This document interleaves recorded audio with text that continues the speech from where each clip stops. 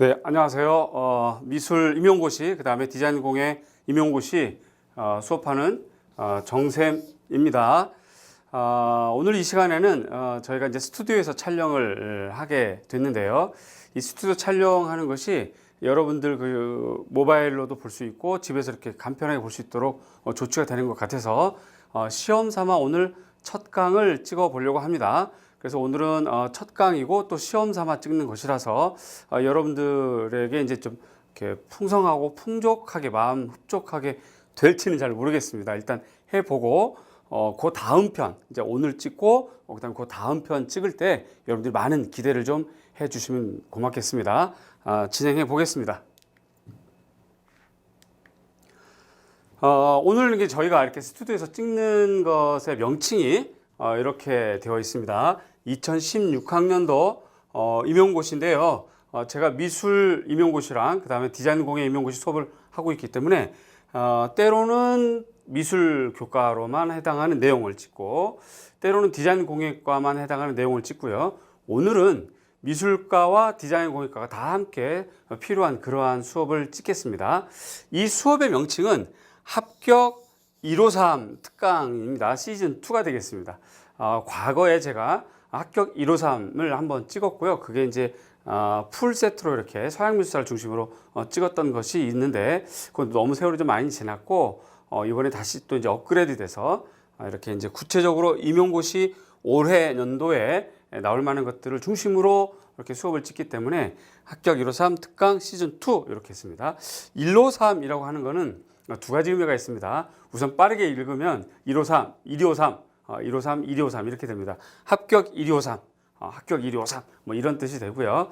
또 153이라고 하는 것은 성경 말씀에 이렇게 예수님이 뭐 이렇게 어디 가서 이렇게 어부들에게 그물 내려라 했더니 그물 내려서 건져낸 고기 숫자를 얘기합니다. 그러니까 풍성하게 걷어들인다는 의미도 되겠습니다. 그래서 만든 말인데 이왕에 만든 말이라서 없애지 않고요. 계속 합격 153이란 말로 쓰고 있습니다.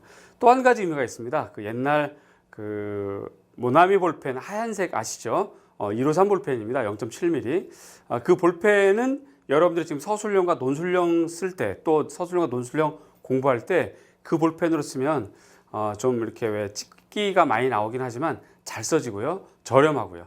부담 없는 펜이 되겠습니다. 그래서 여러 가지 의미로 153을 쓰게 되는데 이렇게 세 가지, 적게는 또 두 가지 그런 의미로 썼습니다. 많이 좀 153 사랑해 주세요. 오늘은 특별히 이제 여러분들에게 그래픽 디자인의 역사, 특히 이제 포스터 디자인과 관련해서 수업을 할까 합니다. 이 부분을 잘 보면 크게 그래픽 디자인이라고 하는 명칭은 우리가 이제 디자인 영역에서 크게 나누게 되면 이렇게 되고요. 이 부분을 평가원에서 구체적으로 제시하고 있는 임용고시 평가 영역으로 나누면 디자인 파트 중에서 시각 디자인 쪽에 해당합니다. 그 시각 디자인 쪽에서도 포스터 디자인에 해당하는 그런 그 영역이 되겠습니다. 참고로 평가원에서 제시한 것은 미술과 같은 경우 22개 영역이 시험 영역이 되고요. 디자인 공예 같은 경우도 역시 24개 영역 이렇게 영역이 이렇게 구체적으로 제시가 되어 있고 이 영역 안에 시각 디자인이라고 하는 디자인 공예과는 과목이 되겠고요. 미술교과에서는 평가 영역이 되겠습니다. 그 영역 안에 포스터 디자인이라고 하는 부분을 우리가 이제 공부를 하려고 합니다.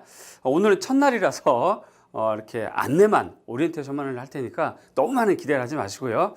다음번 촬영 때부터 좀 기대를 좀 하면서 좀 기다려 주시면 제가 또 아주 알차게 수업을 좀 준비해 보겠습니다. 일단 오늘 이 포스터 디자인은 출제가 어떻게 그동안 경향이 이루어졌는지 확인해 볼 거고요. 그 다음에 어떤 디자인 유파가 주로 많이 나오는가, 그래서 중요도를 보겠습니다. 그렇죠? 이 중요도라고 하는 부분은 많은 중요도가 높을수록 여러분들이 오래 공부해야 될 디자인 유파가 되겠죠. 예를 들어서 러시아 아방가르드 유파라든가 혹은 바우하우스 유파 디자인 운동에서 사용한 포스터, 이해 가시죠? 그런 것들을 얘기를 하는 겁니다. 또 도대체 어떤 도판을 보면 좋을 것인가 라고 하는 부분인데요. 이 도판까지 오늘은 예시를 해드리고 설명을 해드리고 그 다음에 다음 주에 또 이렇게 구체적으로 하나하나 잡아나가는 시간이 되겠습니다. 자, 먼저 기출문항을 먼저 보겠습니다. 2012학년도예요. 그래서 정확하게는 2011년에 시행된 건데 우선 제일 가깝기 때문에 미술과를 먼저 제가 보여드리는 겁니다. 제일 가깝기 때문에. 왜냐하면 이제 다음 페이지 보시면 디자인공예과 같은 경우는 2010학년도예요. 그래서 굉장히 더 멀고 최근 것이 2012학년도 기출인데 미술과에서 포스터가 나왔습니다. 자, 이렇게 보시는 것처럼 제가 살짝 빠집니다. 이렇게 포스터가 두 가지 이렇게 나와 있는데요. 이 문제가 어떤 형태로 나오는지 한번 읽어보겠습니다. 디자인 시각 요소의 개념화에 중요한 게슈탈트 시지각 원리 이렇게 되어 있습니다. 이 게슈탈트는 디자인 공예과 같은 경우 작년 2014학년도 출시 모집 시험에 나왔던 부분입니다. 서술형으로 그 부분 잊지 마시고요. 그 다음에 아직 그 미술과에서는 게슈탈트가 간간히 나왔고 구체적으로 이렇게 나오진 않았는데 어쨌든 게슈탈트가 등장했죠. 이 게슈탈트가 이렇게 문제가 12학년도에 미술과에 나왔다. 이 부분이 2014학년도 디자인공예과에 나왔다라고 하는 부분을 여러분들이 염두에 두고 공부를 하다 보면 단순하게 이렇게 흩어져 있는 것들이 아니라 기출이라고 하는 것, 기출에 나오는 내용이라고 하는 것, 그 영역과 문제들, 그런 이론들은 상호 밀접한 연관관계가 있어서 나온 문제는 다음에 변형돼서 나오는데 어느 정도 그 차이, 그러니까 시기적 차이가 있습니다. 3년 정도 혹은 4년 정도 그런 인터벌이 있어요. 그런 것들 여러분들이 염두에 두면 공부할 때 올해는 무엇이 나오겠다라고 하는 생각이 들게 됩니다. 이 부분은 여러분들이 드리는 팁이 되겠습니다. 자, 시각 원리 중 근접성, 유사성, 폐쇄성, 그 다음에 연속성의 개념들을 설명하고 지금 디자인공예과가 바로 이 부분이 나왔죠.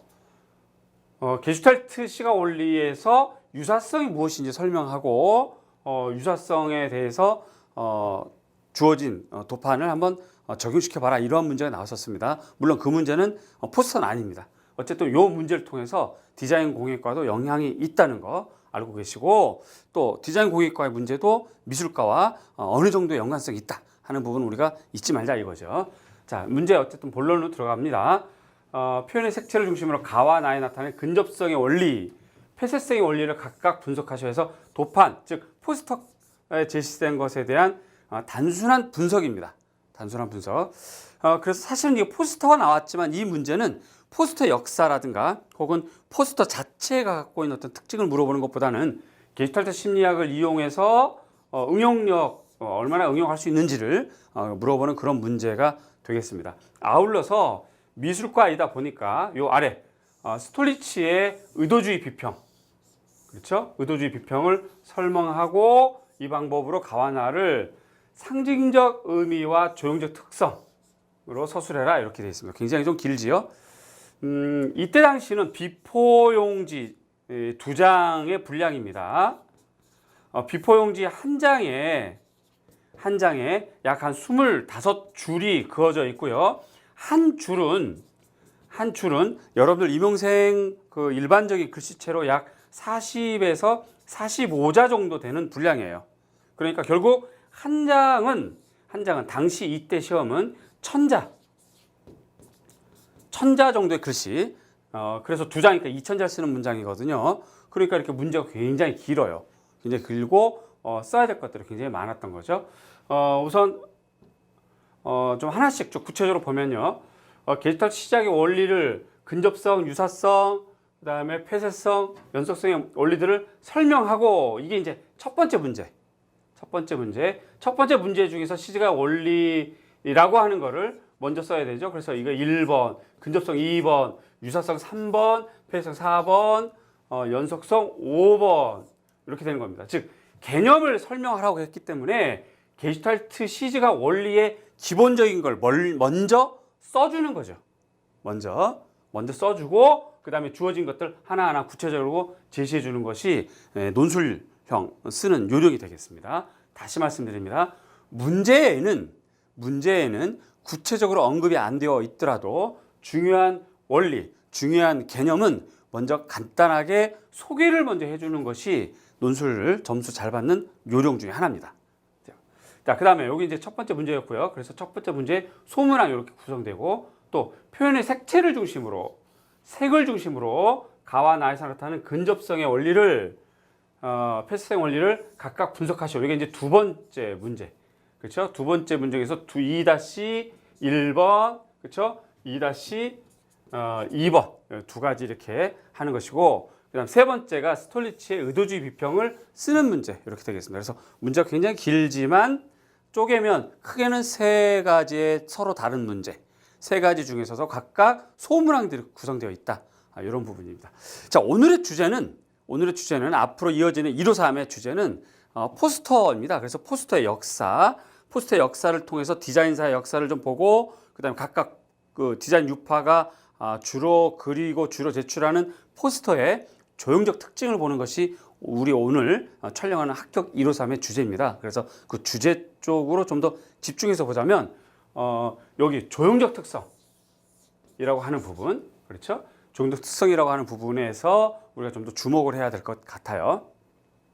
특히 이제 이렇게 색과 근접성, 유사성, 폐쇄성의 원리가 적용된 이 포스터 같은 경우는 디자인사에서 산업혁명 이후 미술 공예부터 이어지는 그러한 포스터들의 서로 다른 조형적 특징이 있거든요. 그런 서로 다른 조형적 특징을 간파하고 그 부분을 잘 읽어두고 외워두는 것이 좋을 것 같습니다. 계속 이어져 나갑니다. 이 조형적 특징이라고 하는 부분을 여러분들이 좀 더 주목해서 앞으로 포스터를 볼 때 공부를 하고, 그거를 요약하고 서술형 답안지 혹은 단어장 혹은 논술장 이런 것들을 사용하면서 외우고 그렇게 하면 좋을 것 같아요. 사뭇 올해 시험 많이 기대가 되는 것은 여러분들 열심히 하고 있고, 저 역시 열심히 노력하고 연구하고 있고요. 또 한편 시험의 유형이 또 바뀌었잖아요. 논술은 5줄이 더 늘어났고, 또 서술형 같은 경우도 문항수가 늘어났고, 그래서 또 서술형은 구체적으로 4점짜리, 5점짜리로 나눠져 있기 때문에 얼마나 이제 이렇게 더 디테일하게 문항을 심도 있게 물어보느냐, 또는 이제 표면적으로 물어보느냐, 이런 것들에 좀 굉장히 좀 관심이 많습니다. 어쨌든 우리는 그런 것들을 온갖 여러 가지 방법을 동원해서 대책을 세우고 거기에 대비를 하면 여러분들 올해 합격하는데 분명히 도움이 될 겁니다. 그러한 것에 우리 합격 153의 특강이 많은 도움이 되리라 저는 기대하고요. 이렇게 촬영하고 있습니다. 자, 이 부분은 2010학년도예요. 10학년도 디자인 공예과입니다. 디자인 공예과. 자, 이제 천천히 읽어보겠습니다. 가와 나는 구성주의. 요거 여러분들이 정말 집중해 주셔야 돼요. 구성주의와 바우하우스로 이어지는 그런 포스터는 이전에 있던 미술 공예와 아르누보의 포스터와는 전혀 다릅니다. 전혀 달라요. 그래서 시험은 제가 잠깐 다른 방향을 말씀드리겠는데, 과거 2009학년도부터 국가가 임용시험에 대해서 이렇게 딱 명료하게 개념 정립을 해줬는데요. 임용고시 시험은 여러분들에게 고등 사고력을 시험해 보겠다라고 얘기를 했습니다. 고등 사고력은 여러 가지 개념이 모여 있는 것인데요. 그 중에서 특히 임용시험에 해당하는 내용 중에 뭐냐면 비판적 사고력이 포함되어 있는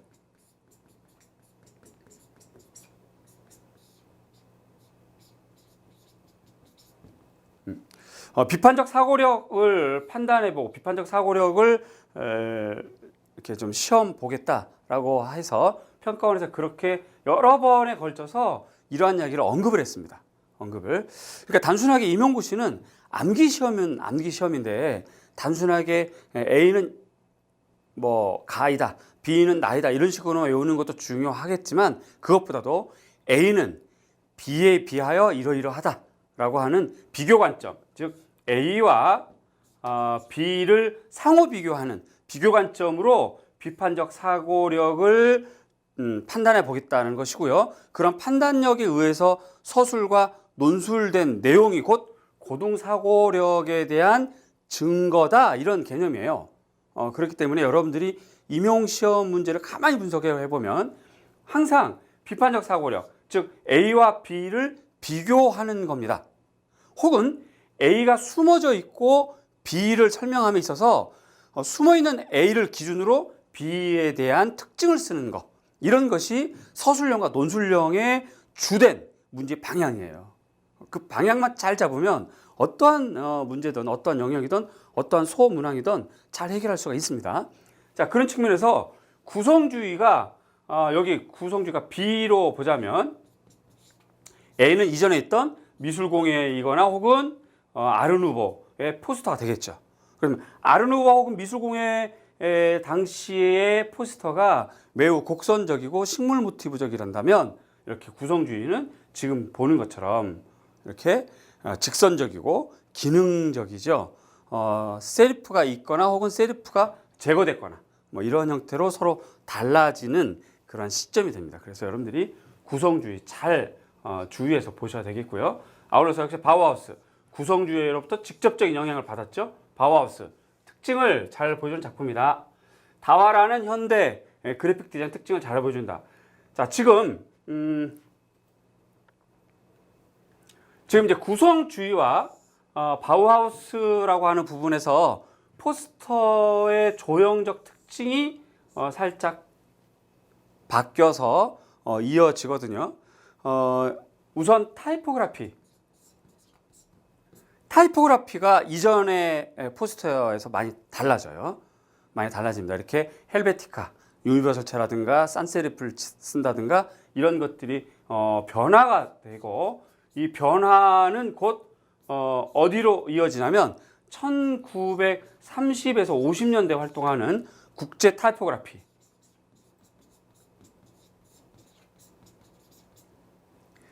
노예 포스터라고 하는 국제 타이포그라피 양식으로 변경이 됩니다.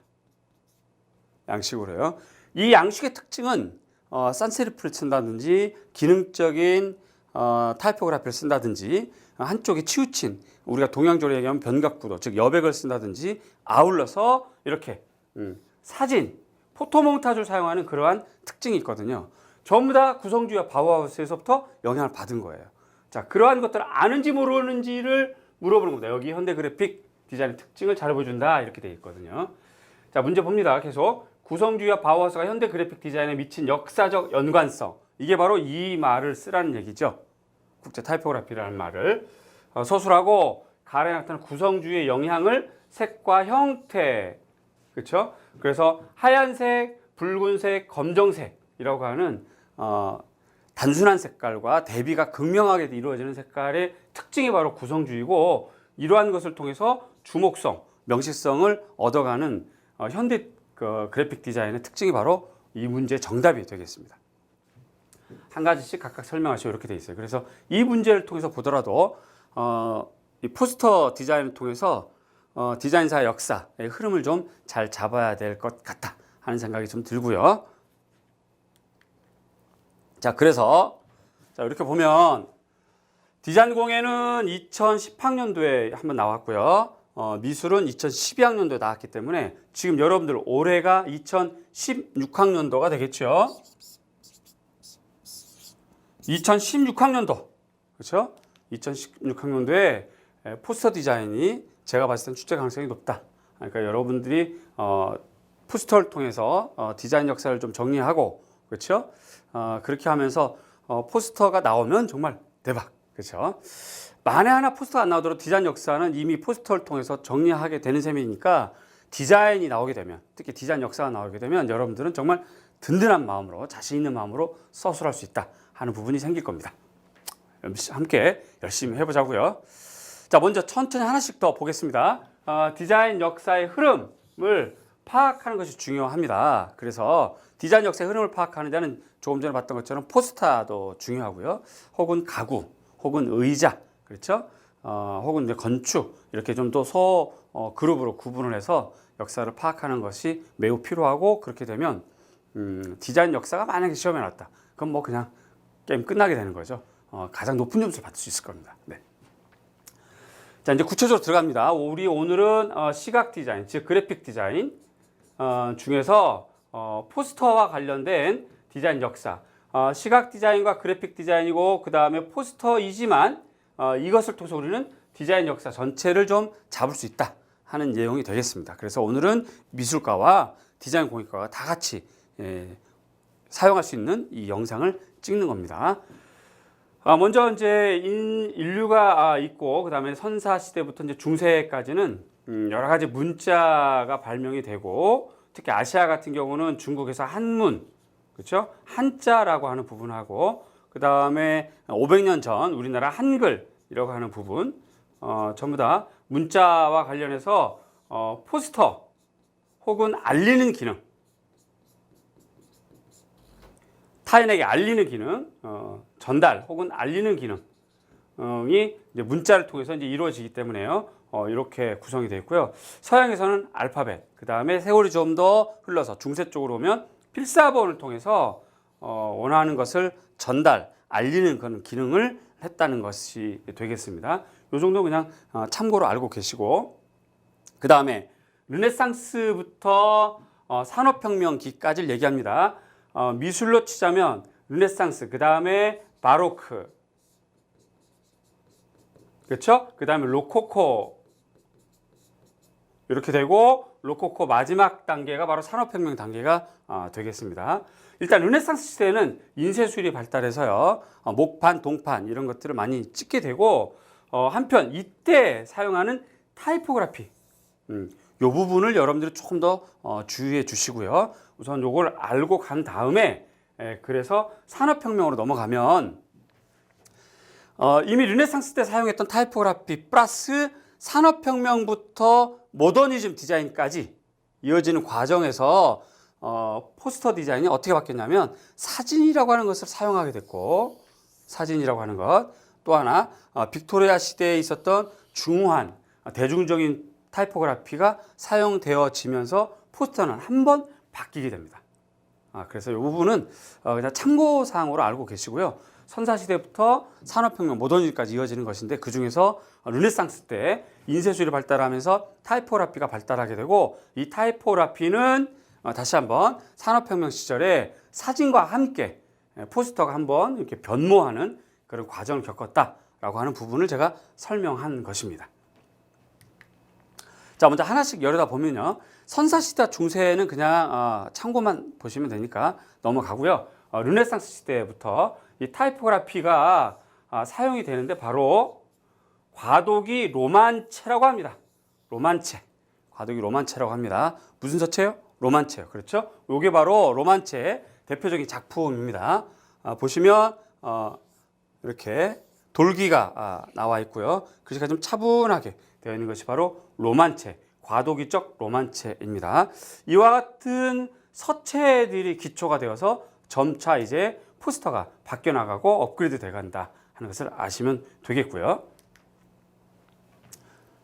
다음 로코코 시절입니다. 로코코 시절은 타이포그라피가 캐슬론체, 그다음에 바스커빌체라고 하는 것이 같이 이렇게 사용이 되었습니다. 글씨가 조금 작지만 이렇게 보면 좀 더 고급스럽죠? 느낌이 귀족풍입니다. 그래요. 로코코라고 하는 이 부분에서 귀족풍의 글씨 서체가 사용이 됐던 것인데 그게 바로 캐슬론체가 되겠습니다. 캐슬론체.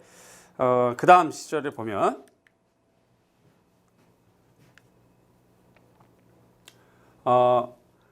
바스커빌체가 바로 요 체가 되겠습니다. 바스커빌체가요. 가만히 보시면 귀족풍의 아주 우아한 로만체의 변화가 바로 바스커빌체, 이게 로코코 시절입니다. 로코코. 일단 서체와 관련해서 시대 정도는 여러분들 알고 계셔야 됩니다. 로만체, 그 다음에 캐슬론체, 바스커빌체 이 정도는 좀 알고 있으면 좋겠고요. 자, 그 다음에 로코코 이후 타이포그라피가 모던 서체라고 하는 부분하고 모더니체라고 하는 부분으로 또 한 번 발달하게 됩니다. 지금 보는 것처럼 굉장히 좀 이렇게 시원시원하고요. 또 나름대로 우아한 부분이 있죠. 그래서 이런 부분들을 모던체라고 합니다. 자, 이제 여기서부터 이제 산업 시대가 되겠습니다. 그래서 다시 한번 제가 말씀드리면 우리가 선사 시대에서 중세까지는 그러그러하다 인쇄술이 있었고, 그 다음에 르네상스 시대부터 우리가 타이포그라피가 아주 놀랍게 큰 역할을 하면서 사용이 되어졌다. 이것이 좀 더 발달해서 바로크와 그 다음에 로코코 시절에 귀족풍의 우아한 서체들이 사용되어졌다라고 하는 부분입니다. 이것이 이후에 이제 빅토리아 왕조라고 하는 1850년 이후 그 시절이 이제 산업 시대라고 하게 되는데요. 이 산업 시대에 이전에 있었던 타이포그라피가 사용이 되어지고 그 다음에 또 어떻게 바뀌었냐를 얘기하는 겁니다. 지금. 자, 우선 1820년, 30년대에 사진이 등장하게 되겠죠. 사진이 등장하고 이것은 곧 빅토리아 시대라고 하는 1850년대에 또 이미 1789년에 만들어졌던 석판화의 기술을 포스터에 활용하게 됩니다. 자, 그러면 이전의 시대에 있었던 포스터와는 전혀 다르게 사진이 사용되었다. 1. 이 석판화가 포스터에 활용되었다라고 하는 부분이 큰 차이가 되겠습니다. 그렇죠? 그리고 이것이 이어져서 이제 미술 공예 운동으로 이어지는 포스터가 되는 거예요. 다시 말씀드립니다. 미술 공예 운동 1860년, 그렇죠? 빅토리아 왕조 시대 1850년 그렇게 되고 사진이 등장했던 게 1830년. 요 짧은 시간에 포스터가 바뀌게 되는 중요한 요소가 바로 사진. 두 번째, 석판화의 활용. 이렇게 된다는 거 잊지 마시고요. 그걸 통해서 이제 앞으로 여러분들이 배우게 될, 공부해야 될 것들이 바로 이러한 포스터가 되겠습니다. 공부 내용 해서 제가 이렇게 말씀드렸는데요. 오늘 이렇게 좀 공부 내용까지만 간략하게 소개를 해드리고 다음 주에 이 보여지는 포스터의 조형적 특징을 하나하나 따져가면서 공부를 하도록 하겠습니다. 이 작품은 여러분 잘 아시는 아르누보의 줄 쉐레가 되겠습니다. 작가 줄 쉐레, 뭘 줄였는지 줄 쉐레. 특히 석판화를 활용한 작품이고요. 아르누보답게 굉장히 곡선적이고 굉장히 묘사적이고 서술적이고 그렇게 되겠죠. 특별히 석판화를 이용해서 이렇게 색깔의 어떤 화려함, 그 다음에 중심부에 이미지가 들어오고 타이포를 이렇게 위아래 사용했던 것이 줄 쉐레의 아주 중요한 특징이 되겠고요. 이 줄 쉐레 작가는 이후 포스터 디자인에 결정적인 역할을 미치는 작가이기 때문에 이 도판 말고도 줄 쉐레 작품은 여러분들이 좀 도판으로 여러 번 눈에 좀 익도록 봐주시면 좋겠고요. 도판이 아무리 바뀌어도 줄 쉐레는 줄 쉐레라고 하는 그 특징이 보입니다. 그것만 잘 잡으시면 되겠습니다. 뮤샤 여러분들이 모르는 사람이 없겠죠. 뮤샤 작품도 역시 많은 주제와 내용에 따라서 다 그림이 바뀌지만 누가 봐도 뮤샤 작품이잖아요. 그와 같이 줄 쉐레도 그렇게 알고 있으면 되겠고요. 아주 중요한 작품입니다.